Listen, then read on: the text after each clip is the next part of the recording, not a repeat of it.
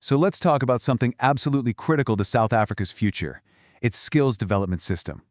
We're going to dive into how a global crisis blew the lid off problems that were, honestly, hiding in plain sight. And then, we'll look at the ambitious plan for a complete reset. And this, right here, is the question we really need to get our heads around. Because yeah, the pandemic felt like this sudden, massive shock.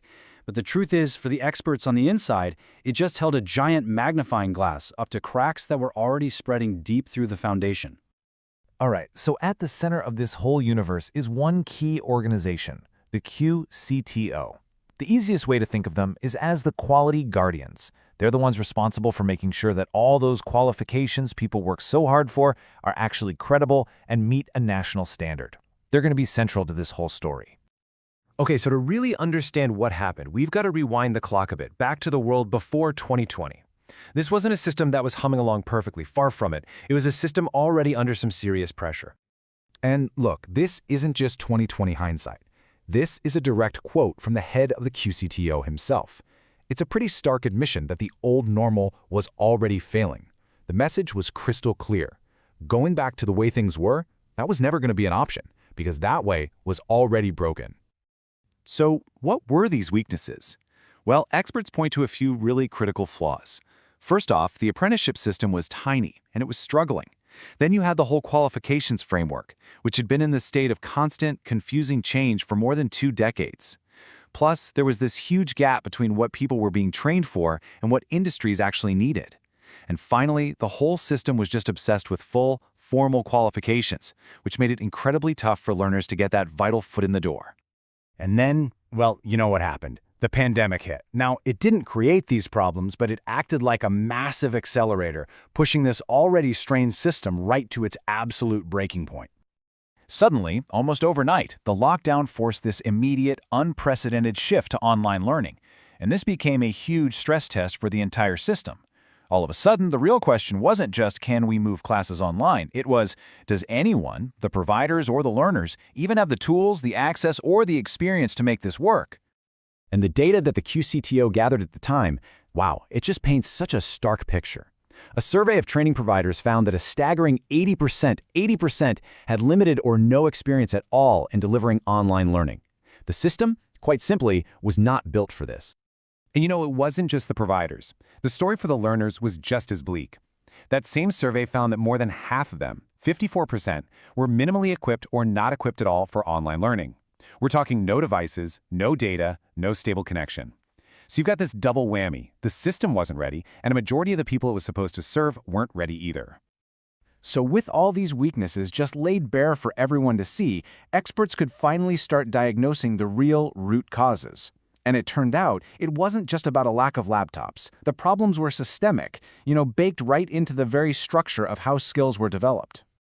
This quote from one expert it nails the frustration perfectly. Accreditation, the very process that's meant to guarantee quality, was actually seen by many as this huge burden, an albatross around the neck of the system that just slowed everything down and created massive logjams. And this slide really breaks it down. The old model was what you'd call supply-driven. It was just churning out skills without a clear link to what was actually in demand. It was obsessed with formal qualifications, and it was notoriously slow. The diagnosis from experts? Pretty blunt. This model was totally disconnected from the real world of work, it was shutting out the majority of young people, and it was creating the very bottlenecks that choked off any real progress. And look, this kind of rigidity, it wasn't a new thing. This timeline shows just how painfully slow the system is to change. The process of phasing out old qualifications, some of which have been around since before 2009, is this multi-year saga that stretches all the way to 2027. This system isn't a speedboat, it's a massive tanker that takes decades to change course. But, out of that emergency came a new sense of urgency and a new kind of clarity. So this section is all about that shift, from just diagnosing the problems to actually building a blueprint for a new way forward.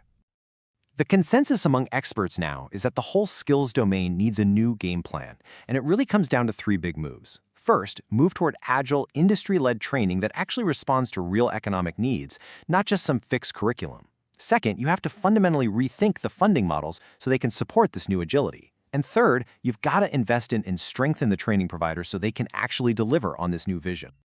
So, why is all of this so incredibly urgent? Well, it kind of boils down to one number: 68,000. So what does that number represent? That's the number of open job vacancies right now in South Africa's digital and tech sector. And here's the kicker: 2/3 of those jobs don't need a university degree. They need demonstrated competence. This is a massive, tangible opportunity that the old, rigid system is completely failing to meet. It's a profound mismatch between the skills people have and the jobs that are literally just waiting to be filled. So what this all leads to is a really fundamental shift in thinking. It's not about just tinkering around the edges of the old system anymore. It's about redefining what we even mean by skill, and more importantly, how we value it.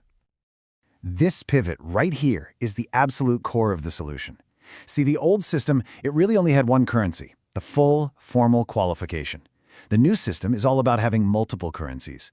It values what you can actually do, your competence. It values short, targeted courses. It values credentials that industry actually recognizes and needs. And it values the skills people already have, no matter where they learn them. This is how you start to fill those 68,000 jobs. Ultimately, when you boil it all down, this is the entire story in a single sentence. The Great Skills Reset is a movement away from a rigid, slow, and frankly exclusionary past and towards a flexible, responsive, and much more inclusive future. And that really leaves us with this final thought to chew on. In a world that's changing so fast, with 68,000 tech jobs sitting open, is that long, formal qualification still the one and only measure of what someone can do? Or is it finally time to build a system that values and recognizes competence, no matter how or where it was learned?